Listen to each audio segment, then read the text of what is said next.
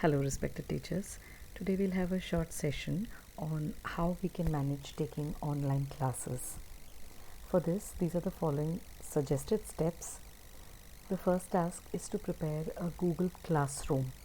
This preparation of Google Classroom is a one-time activity. After this, we need to organize an online lecture. This lecture can be organized using either Zoom or Google Meet or CISCO WEBEX, whatever your choice may be.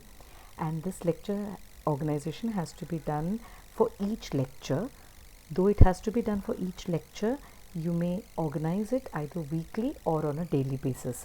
That means once in a week you may organize all the lectures that are to be conducted for that week per subject. Per teacher will have to do it and get the information across to the students, or if you want, you may do it on a daily basis based on the timetable that has been decided by the department. The next step is this lecture that you have organized. The step is to send the invite of this lecture to the students. That means if it's a Zoom meeting or a Google meeting or a CISCO WebEx meeting, then you will be required to send the students the invite or the login ID password for the particular meeting room to the students. This has to be done periodically.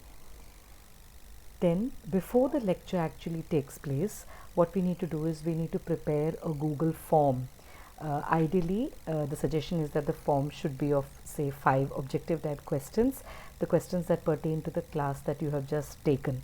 When you ask such questions, it serves the dual purpose of checking whether the students were involved in class participation, and along with that for attendance also. During the lecture, this particular form that we have created, we will be required to send the link of the above form to the students and with a certain instruction that this form needs to be filled in within a certain time period. So say 5 minutes, last 5 minutes or something, you can send this particular form. And after that time period is over, we as teachers need to go back to that form and select the option called stop accepting responses on the Google form, so that people will not further forward the link, and even students who were not present in that class should not be allowed to fill in the form, because it is also serving as an attendance for us. So these are the broad steps that we need to remember when we are taking an online class. We'll go into each section separately and have a video for each of those separately so that we can understand in more detail. So the first one is to prepare a Google Classroom. This is a one-time activity. We'll quickly go through the steps for this. First, you need to create a Google Classroom for each physical class. So for every physical class, you need to prepare a separate Google Classroom. That means for FY, for SY and for TY and so on. A Google Classroom is actually a virtual platform. This is the place where teachers and students can come together so that notes can be exchanged. That means students can receive notes from their teachers, any study material can be received. Teachers may even give their PPTs or even links of YouTube videos or other sites where information material can be obtained.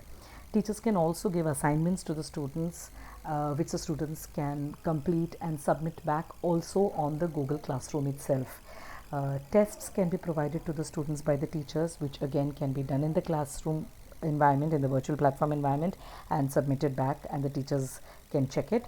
And this particular place can be also used, or the Google Classroom can also be used for making announcements in the class. Now, after you've created the Google Classroom, the teacher will have to add co-teachers into the classroom. That means all the other teachers who will be teaching in that class, ideally you should be adding them also into the classroom. After this, every Google Classroom has got a class code. So the teacher creating this Google Classroom needs to copy the class code and send it across to the students. Now, sending it across to the students can be done either if you know their email IDs, then you can send it to them by mail, or if we have WhatsApp groups, then this code can be sent to the students in the WhatsApp group itself. So they will be able to join. I'll tell you separately how the student will be able to join the Google Classroom using that code. For detailed instructions, I will be making a video for this, so please do watch so that you can understand properly. Once our Google Classroom has been prepared, we can then organize the online lecture using any of the 3 suggested apps. It could be either in Zoom, Google Meet or CISCO WEBEX. For this, you organize the lecture by using any of the chosen software according to the timetable. This we can organize per teacher according to his or her own subject and the timetable slots that have been allotted to that particular teacher. Once the teacher organizes the lecture, which can be done again either on a daily basis or on a weekly basis, the teacher should ensure that the students receive a link of this meeting which you have just scheduled at least on the previous day. On the day of the lecture, it is advised that the teacher be present in the meeting room when the students join, just to ensure discipline. And once the lecture is conducted, towards the end of the lecture, the attendance should be taken as is explained ahead. I will be explaining ahead. Now, organizing this online lecture using Zoom, Google Meet or CISCO WebEx, I have done a detailed video on this, on each of these 3. So, I'll request you to kindly watch that for further instructions. Before we start a lecture, we first need to prepare a Google form which will help collect the attendance of the students. For this, we prepare a Google form with the date as the name of the form. Then we need to share this form within the last 5 to 10 minutes of the class with instructions to fill the form in that time period. Ideally, this form should contain about 4 or 5 questions of topics that have been taken up in that particular lecture, along with the roll number and email ID of the student. Once that time period is over, of the last 5-10 minutes, kindly go back to the Google form and stop accepting the responses from the students. Now, this is how you will be taking attendance. This particular form that the students have filled up then serves as the attendance of the students. Now, although one form is created and populated by the students, before the next class, we can make a copy of this particular previous date's attendance form, modify its date and modify the questions, and then use that as the attendance form for the new date. In this way, we'll be able to prepare attendance forms in Google in a very easy manner. This attendance that the student fills in can also be accessed, the data can be accessed via Google spreadsheets, and this spreadsheet will also have the same name as that of the form that we have just created.